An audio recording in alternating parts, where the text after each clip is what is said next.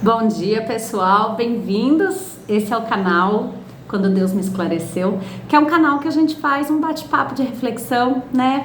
Nem sempre a gente tem pessoas à nossa volta que a gente possa ter conversas mais profundas, reflexivas. Claro que é aquela história, né? Quando você sabe que eu tô falando pra você, mas é pra mim que eu tô falando. Então, na verdade, esse é o canal disso. Então, sejam bem-vindos e que Jesus possa guiar hoje a nossa mão na abertura de uma reflexão que a gente possa fazer hoje juntos, tá bom? Vamos lá, então?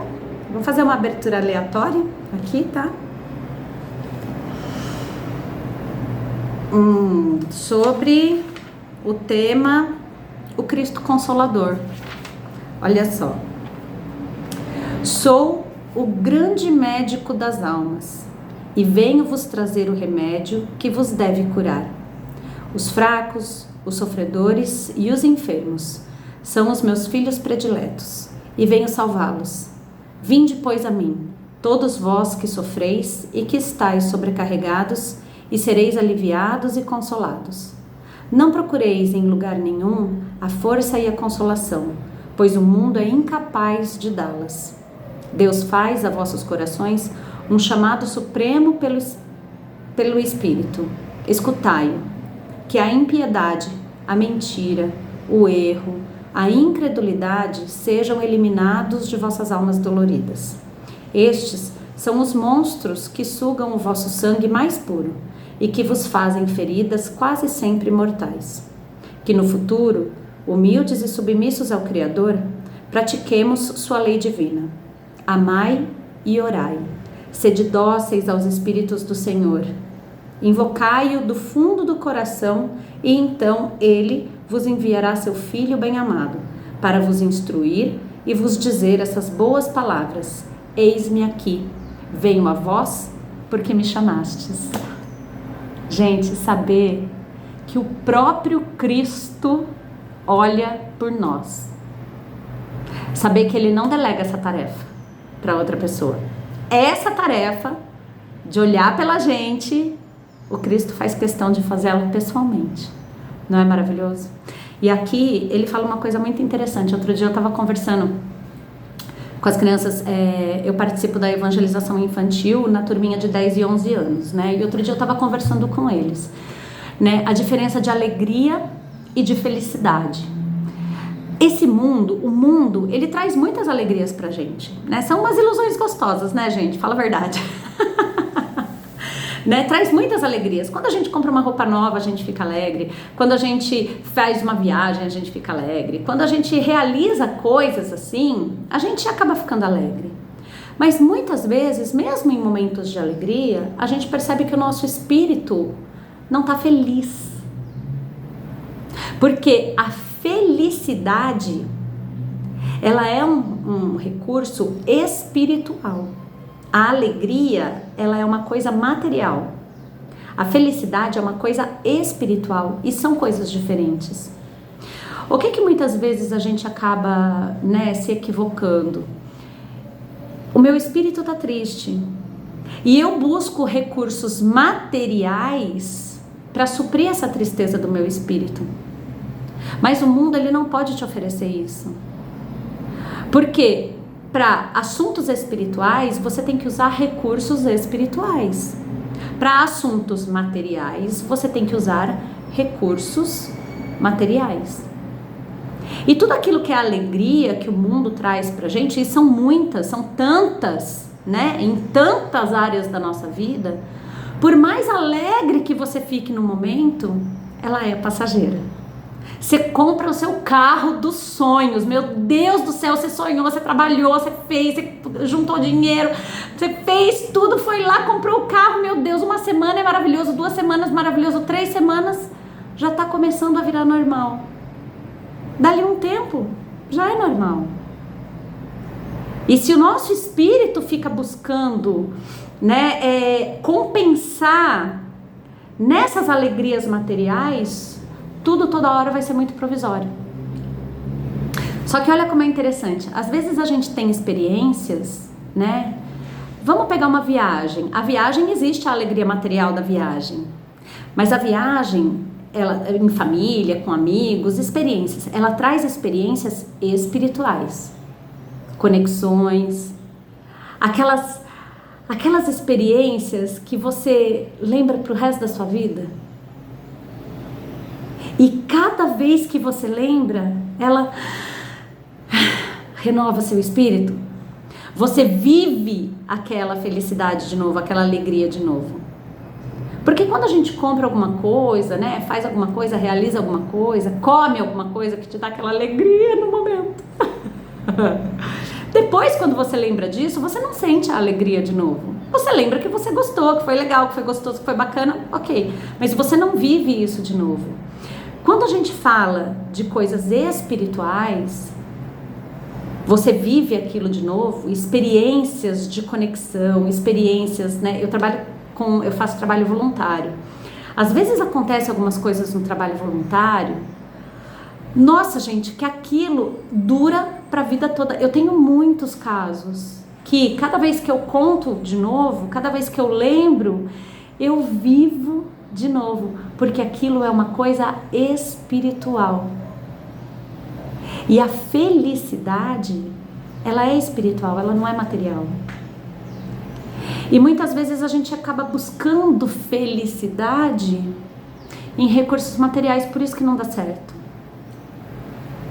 Quando o que fere a minha alma são coisas que nenhum presente pode me trazer.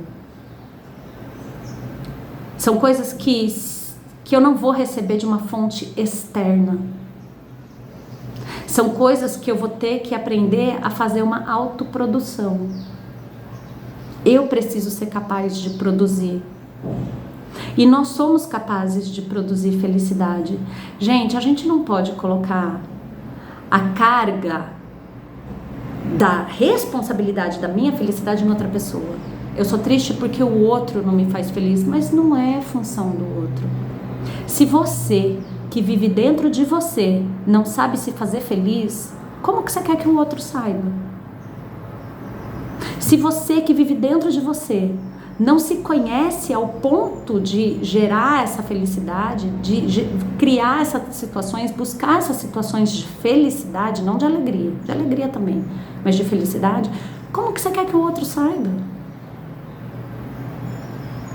Ah, eu não sei do que eu gosto, mas eu sei do que eu não gosto.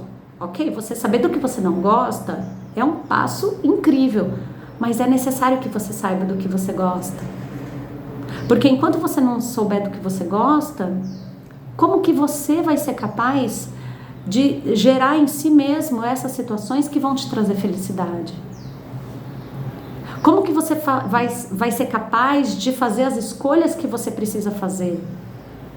Porque muitas das nossas infelicidades, gente, por carência, por desespero, ou por necessidade de aceitação, ou por um monte de coisa, a gente gera isso, a gente aceita migalha.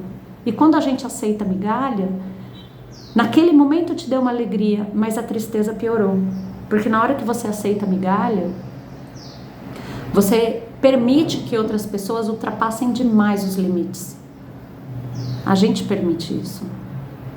Hoje, avaliando tudo na minha vida que eu reclamava, eu percebo que eu não posso culpar ninguém porque eu permiti. Nossa, eu permiti que tantas pessoas me ferissem, mas eu permiti. Ela só foi até o limite que eu dei, mas eu dei um limite muito frouxo, sabe? Então é necessário. E é isso que essa passagem fala. E por que Jesus fala isso? Porque é nele, gente. É no Cristo. É nessa conexão. É nessa busca. É nele que a gente vai encontrar esses recursos espirituais que trazem a felicidade. É no mundo que a gente vai encontrar os recursos que nos trazem a alegria. Uma alegria passageira, né? Que é maravilhosa e que a gente precisa dela e que tá tudo bem. Mas eu não posso esperar alimentar a minha alma com essas alegrias tão passageiras. A gente se prepara muito para o mundo. Mas a gente se prepara para a vida eterna?